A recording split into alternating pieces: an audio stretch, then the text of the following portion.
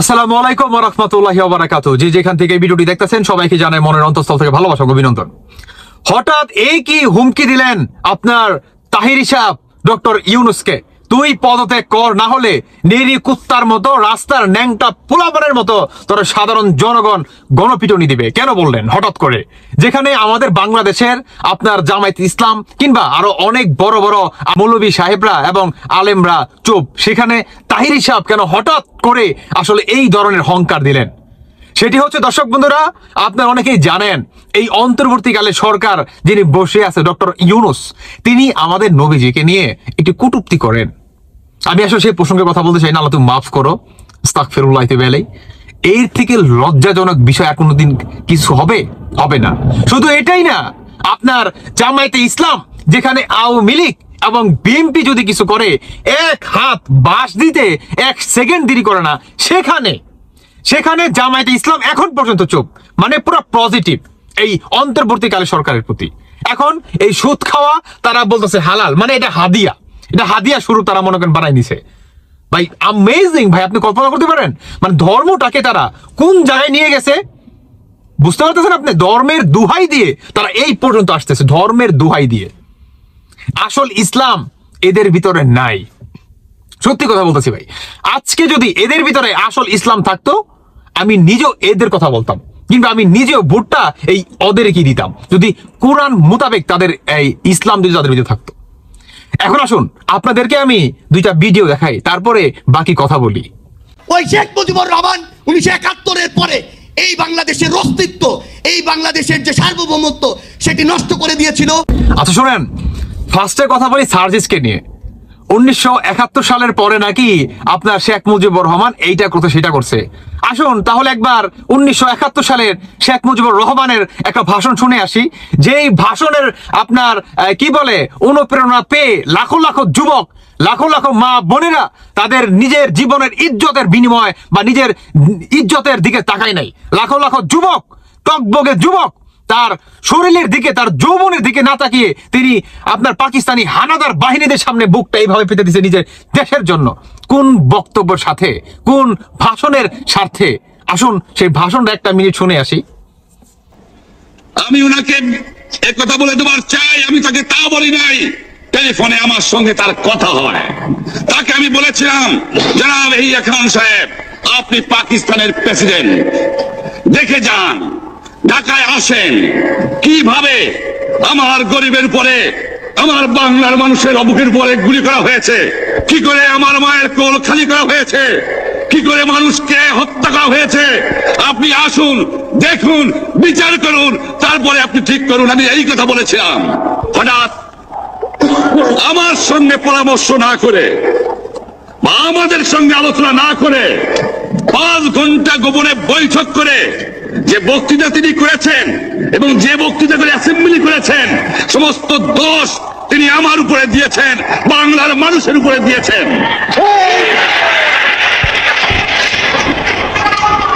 আমি পরিষ্কার মিটিংয়ে বলেছি, এবারের সংগ্রাম আমার মুক্তির সংগ্রাম, এবারের সংগ্রাম স্বাধীনতার সংগ্রাম।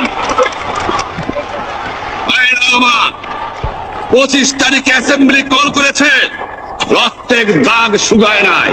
আমি 10 তারিখে বলে দিয়েছি যে ওই শহীদের রক্তের উপর দিয়ে পাড়া দিয়ে আরটিসিতে মুজিবুর রহমান যোগদান করতে পারে না। ভাইরা আমার, তোমরা আমার উপর বিশ্বাস আছে? আমি প্রধানমন্ত্রিত্ব চাই না, আমরা দেশের মানুষের অধিকার চাই। আর যদি একটা গুলি চলে, আর যদি আমার লোকের উপর হত্যা করা হয়, তোমাদের উপর কাছে আমার অনুরোধ রইল, প্রত্যেক ঘরে ঘরে দুর্গ গড়ে তোলো। তোমাদের যা কিছু আছে তাই নিয়ে শত্রুর মোকাবেলা করতে হবে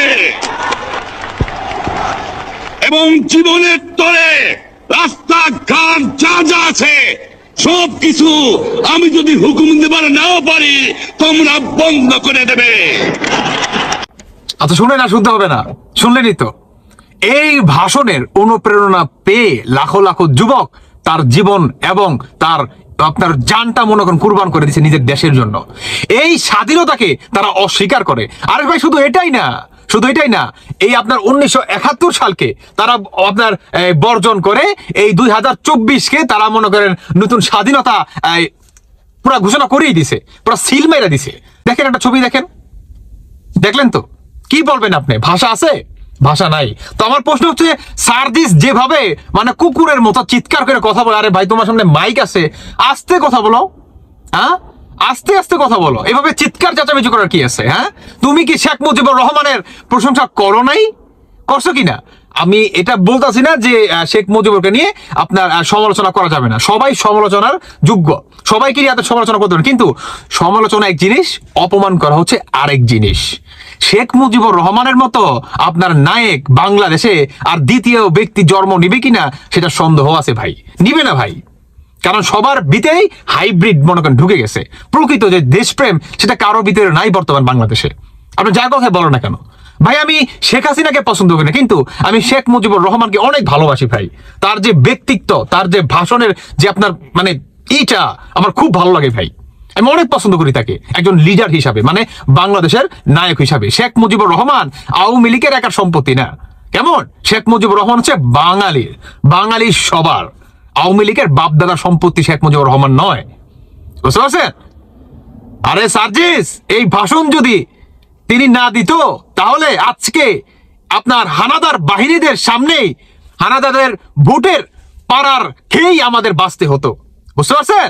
আপনারা বলেন কি যে স্বৈরাচার মুক্ত করছি, এখন দেশ স্বাধীন 1971 সালকে আপনারা বর্জন করে 2024কে আপনারা আহলান সাহলান বলে আপনারা স্বাগতম জানিয়ে বসাই দিলেন যে আপনার 2024 এসে দেশ স্বাধীন হচ্ছে বাংলাদেশ। আপনারা কাদের বিরুদ্ধে করছেন, যুদ্ধ করছেন বলেন? কাদের বিরুদ্ধে? হ্যাঁ, আমার একটা প্রশ্ন শুনেন, আমি একটা ছোট্ট একটা উদাহরণ দিই। আপনার বাবার ঘরে আপনারা দুইটা ভাই, হ্যাঁ, আপনারা দুই ভাই লাগলেন, এখন মনে করেন এক ভাই হারলো আর এক ভাই জিতলো, এটাকে কি আপনি কি বলবেন? বিজয় বলবেন? আমার প্রশ্ন আপনার কাছে, আপনি কি বিজয় বলবেন যে অমুক রে হারাই দিছি, অমুক বাপের বেটারে হারাই দিছি? এই কথা বলতে পারবেন? পারবেন না ভাই। নিজেদের ভিতরে কখনো স্বাধীনতা বা হয় না, বিজয় হয় না, বুঝতে পারছেন? জানেন এটাকে কি হয়? এটাকে হয় মনে করেন আপনার কি বলে, মানে এর থেকে নিকৃষ্ট আসলে কিছু হয় না। আমার আসলে ভাষায় আসতেছে না, আমি কি বলবো আপনাদের।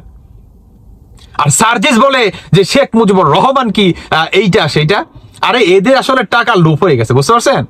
মানে আসলে তো হোটেলে মোটেলে এখন কোটি কোটি টাকা মনে করেন নাড়তেছে চাড়তেছে, এদের আসলে টাকা লোপ হয়ে গেছে। শুধু এটাই না, গতকালকে আবার একটা ভিডিওর নিচে কমেন্ট করে একটা ভাই যে 20,000 কোটি টাকা, সম্ভবত 20,000 কোটি টাকা নাকি আপনার ছবি নাকি চেঞ্জ করে ফেলতেছে, 20,000 কোটি টাকা, মানে পুরো টাকাই চেঞ্জ। তাহলে এই টাকাগুলো গেল কোথায়? মানে তার প্রশ্ন, তার কথা হচ্ছে ভাই তাহলে এই টাকাগুলা কি সমান একটা কি ভাগ বাটানো করে নিয়ে নিছে উপদেষ্টারা? ভাই হলেও হতে পারে, কারণ এরা বর্তমান অনেক দুর্নীতি করতেছে, প্রচুর দুর্নীতি করতেছে। আপনার এই আসিফ মাহমুদ এবং আপনার নাহিদ ইসলাম, তারা আসিফ নজরুলের সাফাই গাচ্ছে যে আসিফ নজরুল নাকি তাদের সাথেই নাকি 2013 না 2019 থেকে যেন তাদের সাথে নাকি আন্দোলন করে আসতেছিল। আপনি ভাবতে পারেন এদেরকে ওই আসিফ নজরুল কোটি কোটি টাকার মনে করেন স্বপ্ন দেখাইছে, ওইটার মাধ্যমে তাদের মুখ থেকে এই ধরনের মনে করেন বুলি ফুটে। আপনি কল্পনা করতে পারবেন দেশ কোথায় গেছে? আপনি শেখ হাসিনাকে বলেন স্বৈরাচার, এখন আপনারা হচ্ছে সবচেয়ে বড় স্বৈরাচার। হ্যাঁ, শেখ হাসিনা স্বৈরাচার ছিল, কিন্তু শেখ হাসিনার আওয়ামী লীগের ভিতরে অনেক হাইব্রিড নেতাদের জন্যই শেখ হাসিনা স্বৈরাচার হইতে বাধ্য হয়েছে, কারণ তারা যে প্রকৃত যে খবরটা সেটা শেখ হাসিনার কাছে পৌঁছাইতে দেয় নাই। ওই হাইব্রিড নেতারা তারা চাইছে যে আমরা লুটে নিই, এটার জন্যই আপা বলে মানে তাদের মানে শেখ হাসিনাকে আসলে শুধু ভালো জিনিসই দেখাইছে, কিন্তু এর পিছনে যে ভয়ঙ্কর যে একটা পরিকল্পনা ঘটতেছে এটা আসলে কখনো শোনাই নাই শেখ হাসিনাকে, না হলে হয়তো বা এমনটা নাও হতে পারতো। যাই হোক ভাই, আমি আসলে আর ব্যক্তিগতভাবে কিছু বলতে চাই না, বাকিটা আপনাদের ব্যক্তিগত মতামত অবশ্যই জানিয়ে যাবেন। ধন্যবাদ সবাইকে, আল্লাহ হাফেজ, আসসালামু আলাইকুম।